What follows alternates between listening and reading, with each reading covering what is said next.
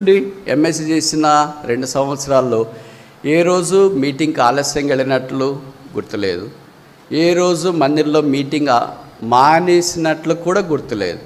ఆదివారం ఉదయం వెళితే సాయంకాలం రాత్రి కూడిక దాకా. సోమవారం పరీక్ష ఉంటుంది, అయినా ఆదివారం రాత్రి కూడికి కూడా పరీక్షలే ఇదే. అలాగని మీరు మందిరము ఎగురుగొట్టి పరీక్షలు చదవండి అని చెప్పను, పరీక్షలు ఎగురుగొట్టి మందిరంకి వచ్చేయండి అని కూడా నేను చెప్పను. 2 బ్యాలెన్స్డ్ చేసుకోవాలా. పరీక్షలు అని అంటే ఏంటి? నేను అలాగ ఒకసారి ఎంఎస్సి అప్పుడు మాకు సెమిస్టర్ లేవు, ఫస్ట్ ఇయర్ ఉండేది. మందిరానికి వెళ్ళి రాత్రి కూడికి వెళ్ళాను. నేను వెళ్ళానంటే మీరు ఏమనుకుంటారు, స్పీకర్కి వెళ్ళాడేమో ఈయన అని అనుకుంటారు. కాదు, అప్పుడే నేను స్పీకర్ కాదు, ఒక విద్యార్థిగా నేను వెళ్ళాను. తర్వాత మీటింగ్ అంతా అయిపోయిన తర్వాత చేపలు చుట్టేవాళ్ళము, ఆ తర్వాత అన్నీ సర్దేసి వచ్చేవాళ్ళు. ఒకరోజు అలాగ మీటింగ్కి వెళ్ళిన తర్వాత ఆదివారం, సోమవారం నుండి యూనివర్సిటీ పరీక్షలు. అప్పుడు ఒకేసారి పరీక్షలు ఉంటాయి ఎంఎస్సిలో.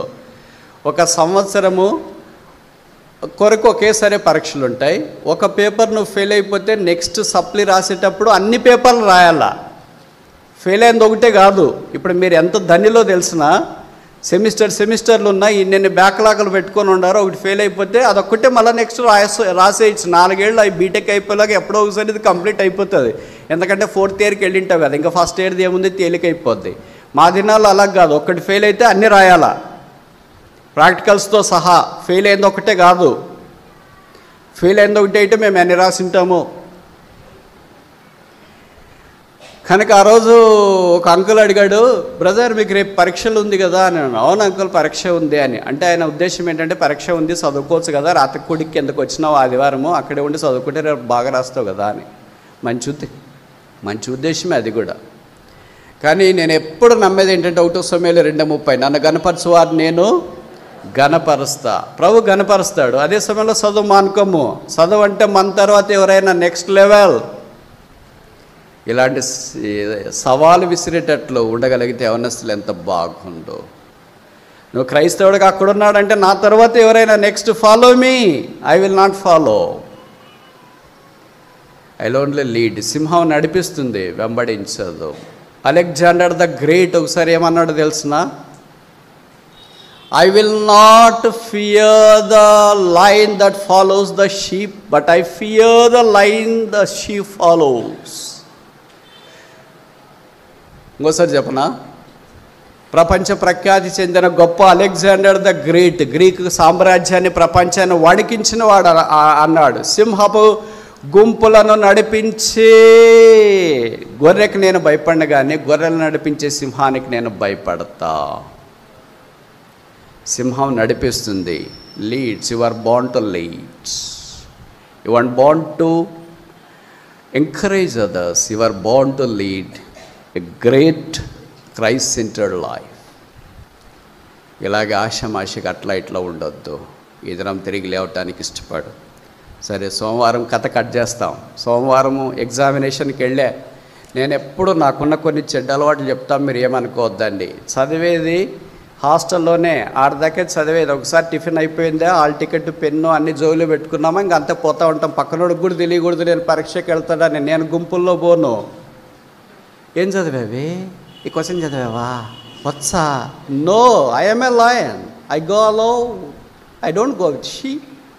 మా క్లాస్మేట్లను రాపోదాం, మీరు రా, నేను వస్తా. కానీ I do not go with you. I'm a lion.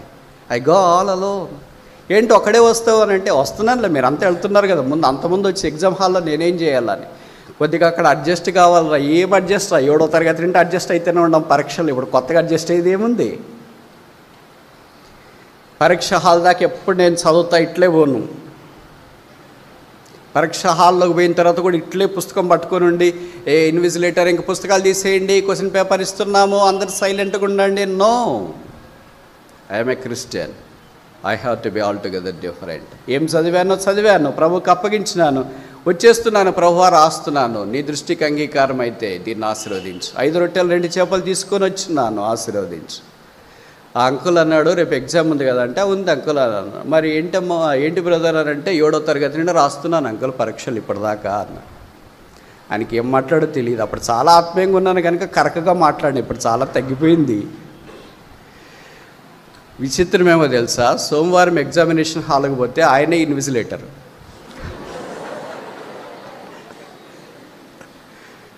కానీ ఆయన చాలా మంచివాడు, ఇప్పటికి కూడా ఉన్నాడు, మీకు తెలుసు చాలామందికి. ఆయన క్వశ్చన్ పేపర్ ఇచ్చినాడు. సరే నేను ప్రార్థన చేసుకుని ఆయన ఆరంభించిన మధ్యలో ఎప్పుడు ఆయన డిస్టర్బ్ చేయడు, చాలా మంచివాడు కదా. ఆయనకి ఎక్కడో కూర్చున్నాడు, అంతా రాసి 3 గంటలు అయిపోయిన తర్వాత ఆయనకి ఇచ్చి వెళ్తా ఉంటే, ఏం బ్రదర్ బాగా రాసినారంటే, పర్లేదు అంకుల్ అలా. విచిత్రం ఏమో తెలుసా, సాయంకాలం సువార్త ఉంటుంది, ఆయన సువార్తకు వచ్చాడు, నేను కూడా సువార్తకు పోయినా. మళ్ళీ రేపు ఎగ్జామ్ ఉంది కదా బ్రదర్ అన్నారు. ఉంది అంకుల్, 7వ తరగతి అంటే రాస్తూనే ఉన్నాను, రాస్తూనే ఉన్న పరీక్షలు. ఏది కొత్త ఎగ్జామ్ ఏంటి? ఎగ్జామ్ మనకు భయపడాలి కానీ మనం ఎగ్జామ్ భయపడిపోతే, ఎగ్జామ్ ముందు పుట్టిందా నువ్వు ముందు పుట్టావా? చెప్పరేంటి? అబద్ధాలు చెప్పొద్దు. మంగళవారం మీరు ముందు పుట్టారా, ఎగ్జామ్ ముందు పుట్టారా? కొంతమంది ఎగ్జామ్ అంటే రాత్రి నిద్ర పట్టదు, ఉదయం లేచిన వెంటనే మోషనే మోషన్. అయ్యో బ్రదర్ ఒత్తిడి బ్రదర్, కూర్చోలేరు బ్రదర్, ఎగ్జామ్ మానేస్తామంటున్నారు బ్రదర్. అదేంటక్క అట్లా? 3 గంటలైనా అక్కడ వాష్రూమ్కి వెళ్ళకుండా కూర్చోవాలి కదా. రాయాలంటే ఏం రాస్తారు అది వేరే విషయం, కానీ కనీసం రాయడానికైనా 3 గంటలు కూర్చోవాలి కదా బయటికి వెళ్ళకుండా. కూర్చోలేకపోతున్నా, నీరసం వచ్చింది. ఏంటి భయపడదు నువ్వు? పరీక్షలకు భయపడతావా? పరీక్షలకు భయపడతావా? ఎగ్జామ్కి భయపడతావా? ఓగా పరీక్ష పేపర్కి భయపడే నీవు అగ్ని వంటి మహాశ్రమలు వస్తే ఎలాగా నిలబడతావు? అందుకనే ప్రభు మనల్ని ఏం చేశాడంటే పరీక్షల దగ్గర పెట్టేశాడు. ఇంతే, నువ్వు ఇంతకంటే ఇంక ముందుకు వెళ్ళలేవులే, ఇక్కడే ఉండి పేపరే నువ్వు భయపడుతుంటే ఇంక అగ్ని నీ దగ్గరికి వస్తే నువ్వు ఎలాగుంటావు అని. సరే, కథ కట్ చేస్తాం. ఫస్ట్ ఇయర్ పరీక్షలు అయిపోయినాయి, తర్వాత వాల్యుయేషన్ జరుగుతుంది కదా, జరుగుతుంది. విచిత్రం ఏంటంటే తిరుపతిలో మందిరం పక్కన చుట్టుపక్కలే చాలామంది ప్రొఫెసర్లు ఉంటారు. అది కొత్త కాలనీ, మంచి పాష్ ఏరియా. నేను మందిరంకి వెళ్ళేటప్పుడు వచ్చేటప్పుడు వాళ్ళు కనిపిస్తూ ఉంటారు. నమస్తే సార్, ఎక్కడికి వెళ్తున్నావు అంటే ఇట్లా చర్చికి వెళ్తున్నాను సార్ అనేవాళ్ళు. కనుక పరీక్ష రాసే రోజు వాళ్ళు కనిపిస్తుంటారు. వచ్చేటప్పుడు అటు ఇటు వాళ్ళ భార్య భర్తలు సరదాగా వాకింగో కిరాణా షాపులో ఏదైనా కొనుక్కోవటానికి అటు ఇటు వెళ్తూ ఉంటారు కదా, కనిపిస్తూనే ఉంటారు. మరి అందరు ఎదురు చూస్తున్నారేమో తెలియదు. మొత్తానికి రిజల్ట్స్ వచ్చినాయి. నా పని ఏంటంటే ఎప్పుడైనా సరే పరీక్ష రాసిదా మన పని, రిజల్ట్స్ చూడటానికి పక్కన చాలామంది వెయిట్ చేస్తుంటారు, వాళ్ళ పని అది. 7వ తరగతి నుండి ఇప్పటిదాకా నేను ఎప్పుడు రిజల్ట్ చూసుకోలే. యూనివర్సిటీలో పోస్ట్ ఆఫీస్కి వెళ్తున్నా ఏదో పని మీద ఉదయము, మా క్లాస్మేట్ కనిపించినాడు. కనిపించి ఏంట్రా రిజల్ట్స్ వచ్చినాయంటే, వస్తుంటాయిరా మామూలే కదా, అదేమి కొత్తగా వచ్చేది 7వ తరగతి నుండి వస్తూనే ఉన్నాయని అన్న. ఏంటి నువ్వు అంత లైట్కి తీసుకుంటున్నావు? లైట్కి తీసుకుపోతే రిజల్ట్ ముందు పుట్టిందా నేను ముందు పుట్టానా? ఎవరు? అందులో మా ప్రొఫెసర్ ఒక ఆయన కనిపించాడు. కంగ్రాచులేషన్స్ జయరాజ్ అని అన్నాడు. ఏం సార్ అంటే రిజల్ట్స్ వచ్చినాయి. రిజల్ట్స్ వచ్చినాయి, అంతదాకా బాగుంది, కంగ్రాచులేషన్స్. మరి ఏంటో తెలియట్లేదు, నేను చూసుకోలేదు కదా రిజల్ట్స్, ఆయన చూసుకునింటాడని అనుకుంటూ ఉంటారు. ఎందుకంటే వాళ్ళు అందరిని ఒకే ఘాటిగా కట్టేస్తుంటారు కదా. ఈ పిల్లలు చాలామందికి తెలిసిపోయి ఉంటుంది అనుకున్నా. ఏంటంటే నీకు యూనివర్సిటీ ఫస్ట్ ర్యాంక్ వచ్చింది అన్నాడు. అసలు షాక్ తెలుసా, నేనేంటి ఫస్ట్ ర్యాంక్ ఏంటి, పాస్ అయితేనని అనుకున్నాను కానీ ఫస్ట్ ర్యాంక్ ఏంటి నేను?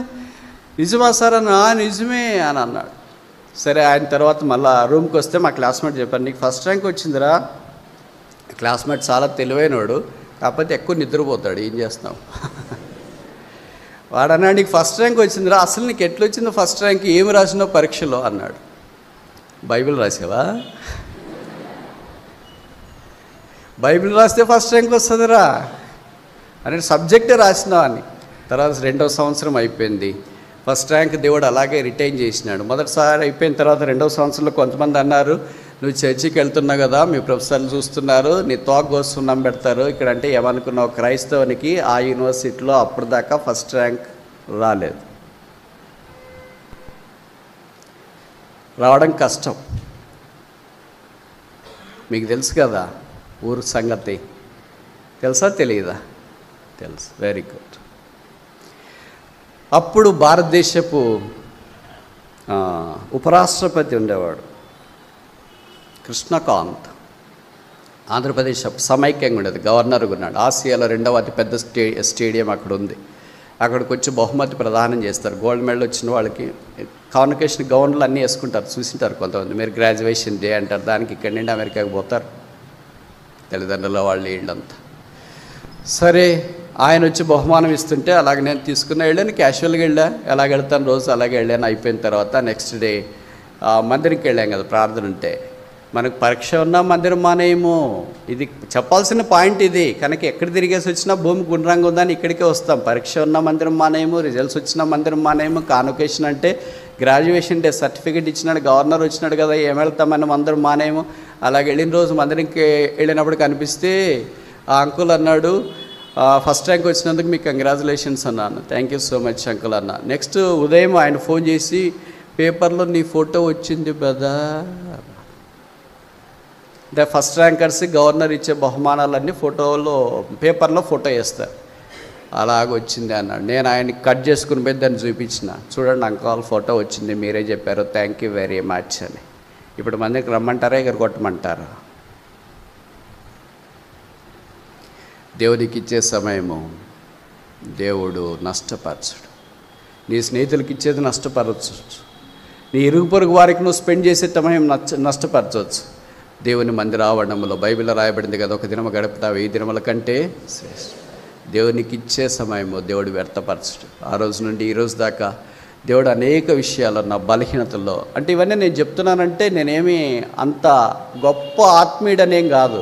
నా పొరపాట్లు నాకున్నాయి, నా ఓటమి నాకుంది, నా కృంగదల నాకుంది, నా అవమానం నాకుంది, నా కన్నీరు నాకుంది, నా బాధ నాకుంది, నా ఇబ్బందులు నాకున్నాయి, నాకు కలిగినన్ని పోరాటాలన్నీ నాకున్నాయి. నా కన్నీళ్ళే అన్నపానములైన దినాలు ఉన్నాయి, పస్తుతో ఉన్న దినాలు ఉన్నాయి, బాధతో ఉన్న దినాలు ఉన్నాయి. ఇవన్నీ దాచిపెట్టి యేసు ప్రభు చేసిన ఆ గొప్ప శిలువ కార్యాన్ని మాత్రమే నేను మీకు ప్రకటన చేస్తూ ఉన్నాను.